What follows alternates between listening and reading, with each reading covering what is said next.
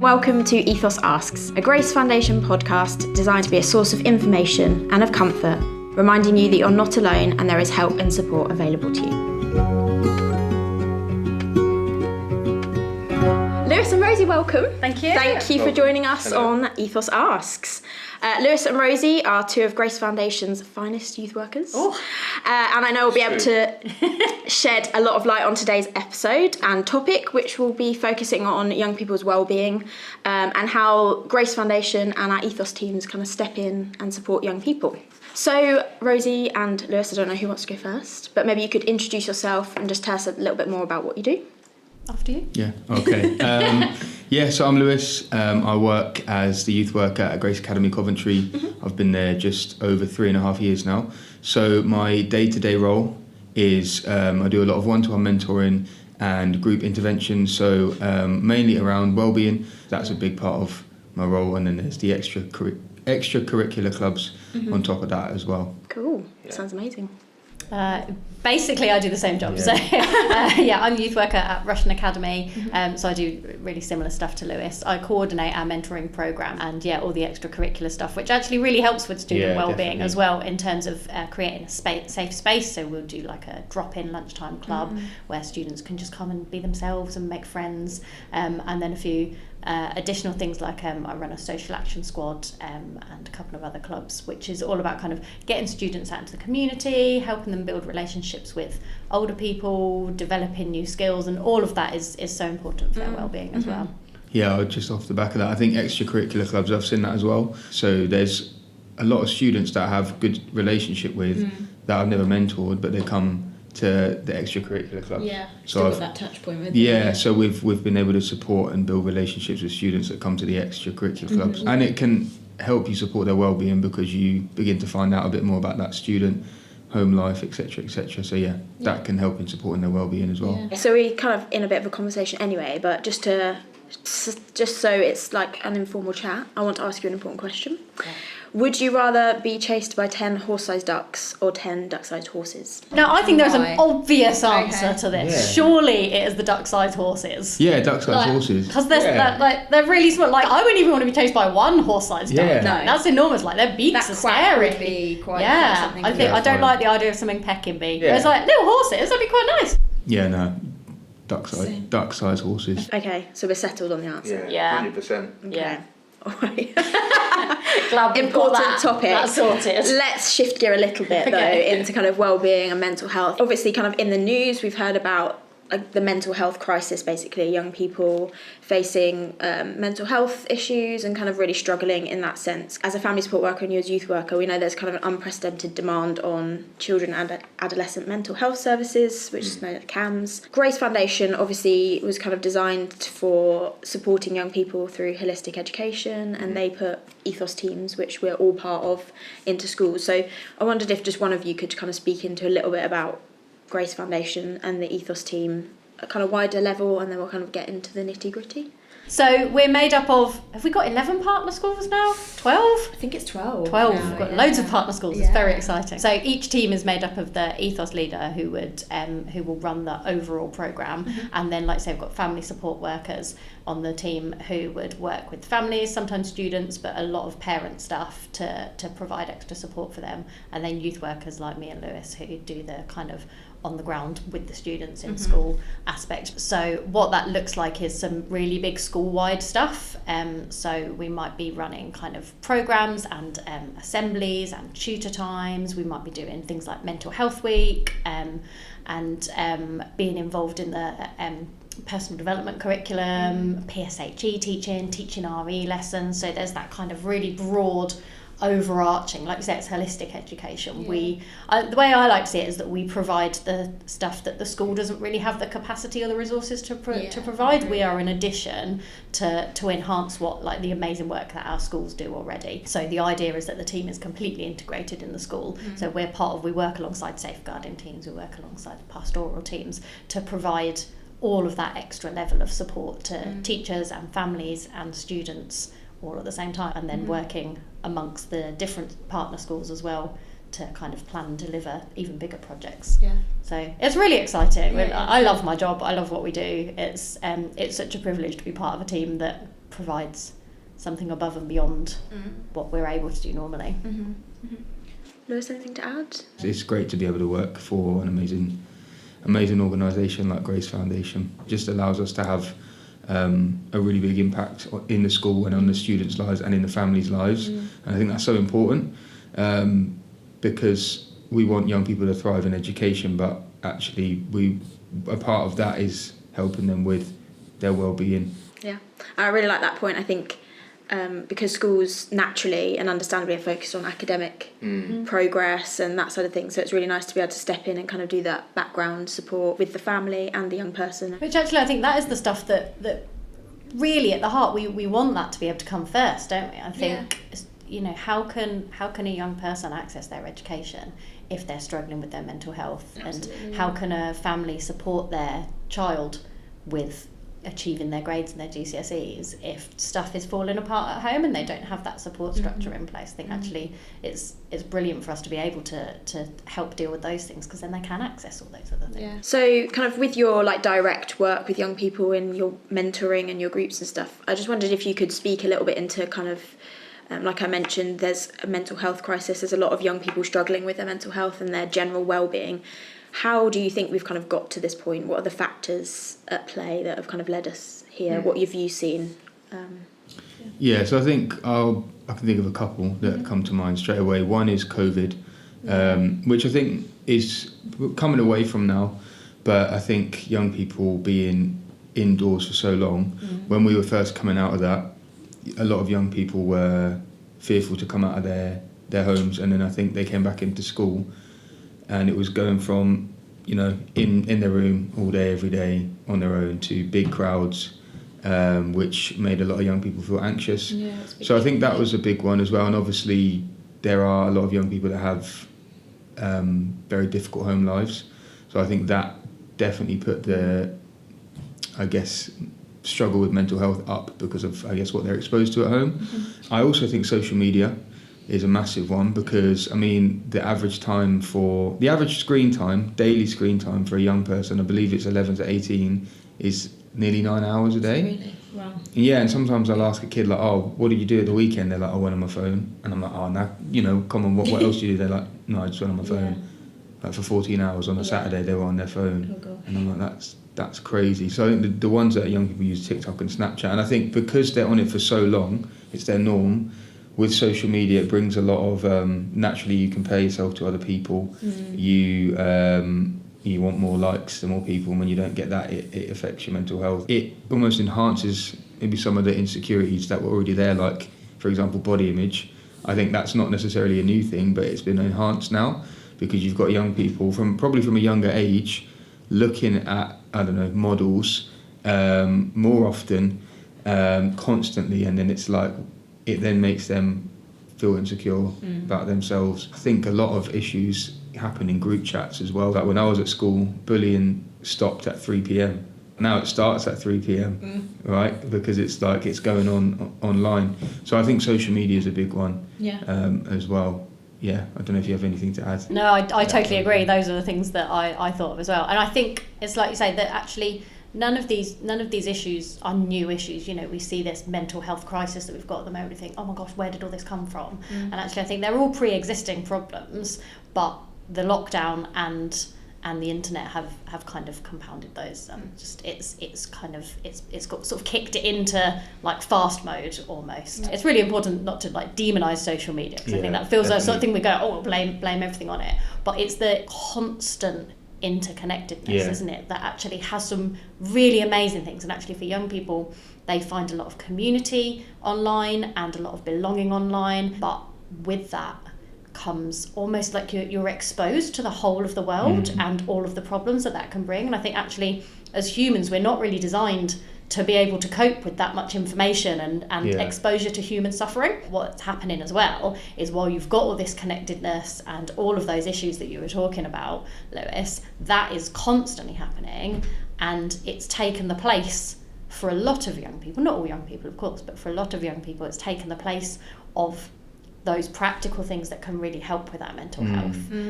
It's replaced doing things like being involved in sports and having specific hobbies and interests and everything. I think that is the danger of being on your phone too much as well. That actually then you're not doing the stuff that is helping you with your mental health. I've done a couple of sessions with young people where I'm like, what do you think you can bring your screen time down to, if that makes sense? So getting them to think about how much they can bring it down, and then what else can they do in the meantime. So I don't know, like if you've got a really unhealthy diet, the issue is the food you're eating, but it's like you're not going to be like, oh, just stop eating the unhealthy food. It's like, well, yeah, stop eating that, and then you need to replace it with some healthy food. So if you're on your phone all the time, if that is what you do, let's cut that down, but what are you now going to bring in to replace that time? Because if you just cut it out or remove it, like you say, you're kind of leaving an empty void that's just going to be replaced. And the easy thing to do is, we all do it, don't we? Just reach out and look at our phone. I think another factor as well, actually, aside from social media and pandemic, is the pressure from schools as well. Our students are feeling that pressure to perform and to do well and to get the right grades and to attend school and to behave well and to present in a certain way. I think they're feeling that at a younger and younger age. I can see that sometimes. I think it feels a bit like a pressure cooker, and it builds and builds and builds up to GCSE or A levels or whatever you're doing, and actually that can be a really difficult space if you're already feeling a little bit vulnerable or your well-being suffering a little bit for whatever reason, and then you're placed in that environment. It can be really difficult to kind of support yourself. I'm hoping that kind of parents, carers, wider family will have clicked on this and kind of be able to get some support and help. So I wondered if you could give some other kind of hints and tips that you might give to young people, and then maybe to families about how they come alongside. I think my big tip for parents and carers would be, don't be afraid to talk about stuff. Don't be afraid to ask. I think quite often we feel so worried, particularly if a young person's having a difficult time with their mental health. People say, well, I don't want to ask because they won't want to talk to me, or I might make it worse, or I might trigger them, or I don't know how to talk about mental health, because it's for so long it's been a real taboo subject and there's been real fear and stigma around it. And I think it's so important for us to be able to change that, and that starts with modelling from the parents. So don't be afraid to speak to your young people, to ask them how they are and ask them about their mental health, and if they seem a bit down or a bit stressed or a bit anxious or a bit angry, like try and help them work through that. You don't have to be a trained professional, you don't have to be an expert in mental health. What you have to be is somebody who cares about them and who knows them well. And actually parents and carers at home are a much better place to do that really than we are in school, because they're the ones who know their young people. So to say, ask them how their day's been, and say, I notice you seem a bit distant at the moment. Is everything okay? Is there anything you want to talk about? Are you worrying about something? And just really gentle conversation openers like that, and then not be afraid if they are struggling with something to not kind of be like, oh well, that's too big, I can't cope with that, but to be able to say, what can we do to support you in this, can we talk about it more, would you like us to get you some help? And also I think probably don't be afraid or offended if they don't want to talk to you about stuff too, because quite often they say I can't talk to my parents about that, that's scary, and that's okay, that's really normal, but just keep trying, keep building those relationships, find ways of I think if you have a good relationship with your child, then they're going to feel safe. Home needs to be that safe space for them. A young person's brain is developing right until they're 25, and part of that is kind of all the connections building, and so emotions go up and down. Abstract thinking is something that comes later on, and so you're impulsive and risk-taking, you can shut down.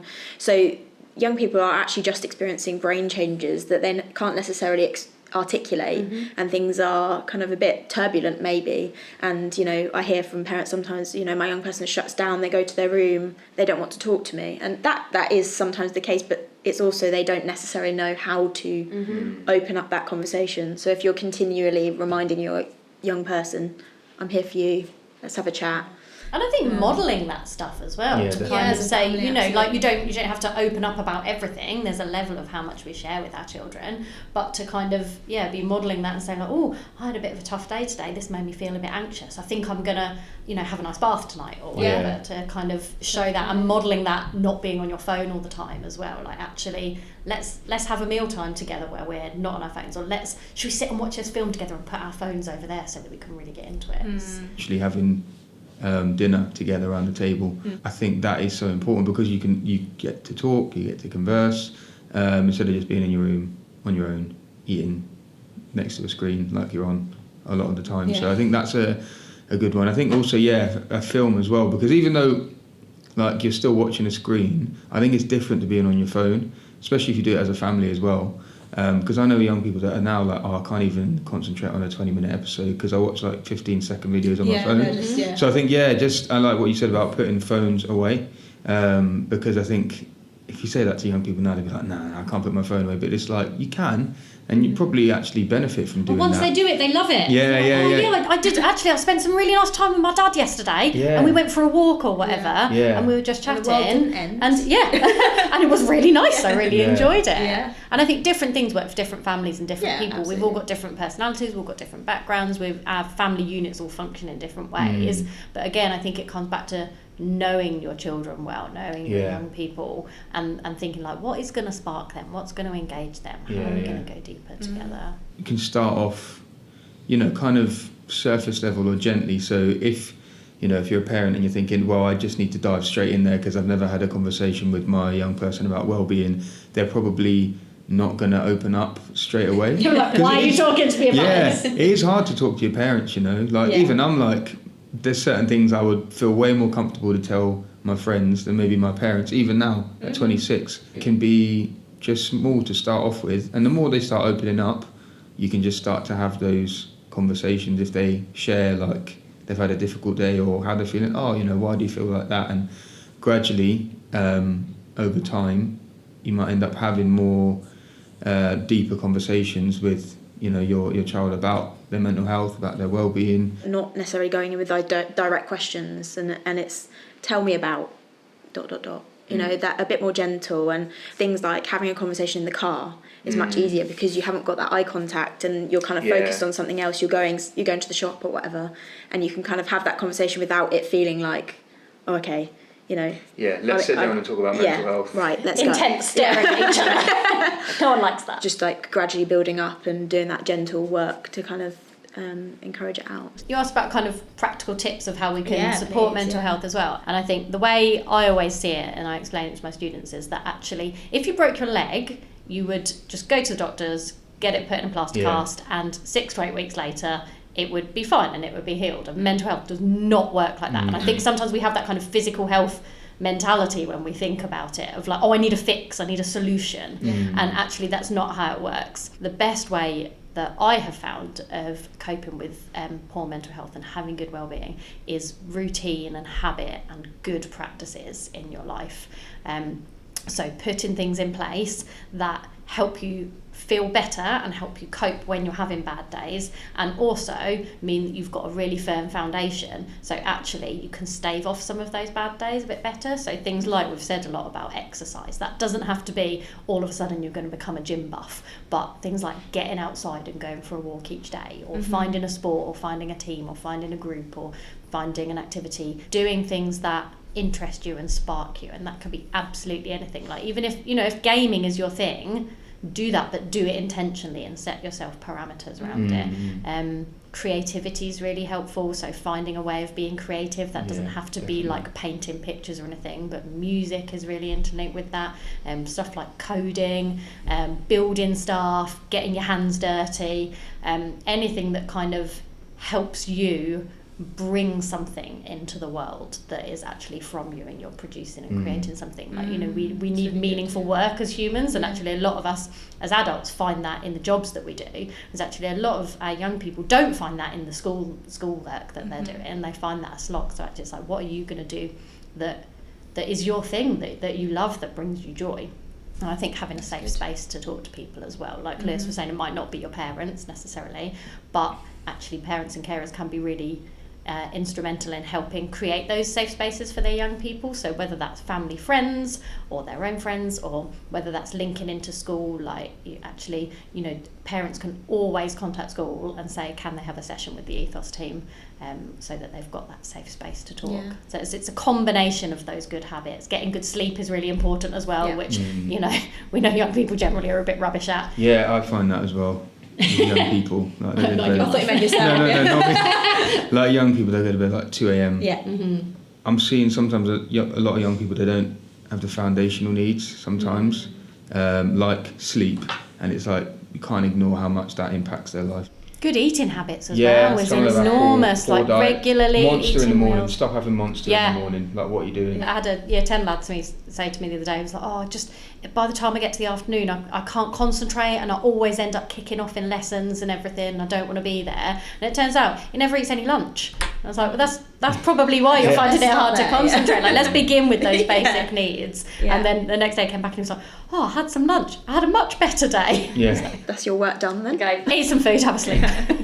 I would also say this won't work for all young people, but sometimes journaling as a coping strategy to actually write down. It doesn't just have to be writing down how you feel, but it can be that. I can think of certain times when I felt just quite weighed down through stress, and I'll take time to journal, and after I've done that, it's like, I feel a bit better now. And obviously I do talk to people as well, so I think journaling. I always tell young people, speak to people, don't bottle it up. No, get that outlet. Yeah, the analogy I give, if you sit on a beach ball, you put it under the water, no one can see it, but eventually it kind of starts slipping out, and it comes up, and he says when it pops up, it doesn't pop up gently, like it comes out of the water, like almost explodes out of the water. That's good, and I like that. That's kind of like our emotions. If we don't deal with them and talk about them, if we just bottling up how we feel, essentially, if we just just push it down, it's going to come out eventually. And so I always tell young people to speak to people, trusted adults. Sometimes we need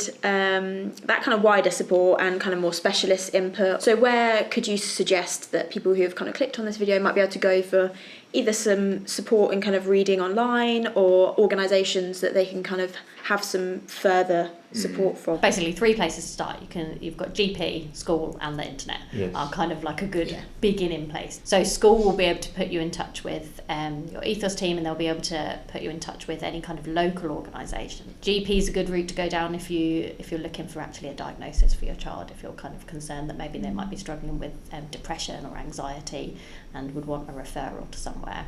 But yeah, the internet is like full of stuff. Young Minds is a great place to start. It's got a section for parents on it as well, actually. So parents can go and click on the For Parents section, and then that's got lots of different signposts into different ways you can get support. It's got tips on how to support your young people as well, and it also has kind of different mental health disorders broken down with information about them, so actually to kind of arm yourself with a bit of information about like what might be the symptoms of what my child's struggling with. These are some of the things I can do to help, and then actually maybe I want to speak to a GP about that and see if I can kind of get them referred to a specialist support. Yeah, no, that's really good. And I think also if you're kind of feeling a bit overwhelmed on the internet, sometimes the local authority websites, I know our local authority has a kind of list of local services, so that's always a good port of call as well if you want something a bit more specific. So yeah, is there anything else you'd like to add as we kind of draw to a close?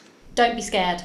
I think would be my advice, because actually we see, I think we kind of tend to split people into people who struggle with mental health and people who don't struggle with mental health, and actually that's not true. Like, mental health is just a part of being a human, and we all have bad days and we all have good days, and sometimes the bad days last for longer and feel bigger, but don't be afraid of it, because actually there's so much support out there, and we can do so much to support each other, and parents can do so much to support their young people and children. So yeah, don't be afraid. It's okay. Mental health is important to talk about. No, definitely. I would also say, just because your young person has a bad day or a bad couple of days or even a week doesn't mean that they've got some mental health issue now. That happens. That's normal. Obviously, if it's ongoing, then you might need to look for further support. Again, that comes through having conversations, getting to know the young person. But I think just do the things that are actually helpful. That's what I'd say. That's my tip for young people. Sometimes the things that aren't helpful is the things we want to do the most. So doing what you know is going to help. Thank you very much, both of you. It's been really good, really insightful. And I hope those of you who have tuned in have found it really helpful as well. Just remember, if you are worried about your young person, then do reach out for help. If you are in a school with an Ethos team, they're a really good port of call. But like we said with other tips, look online, go to your GP, and just have those gentle conversations. But yeah, thank you for listening. And if you found it useful, please do tune in to our next episode where we'll be looking and talking about loss and bereavement.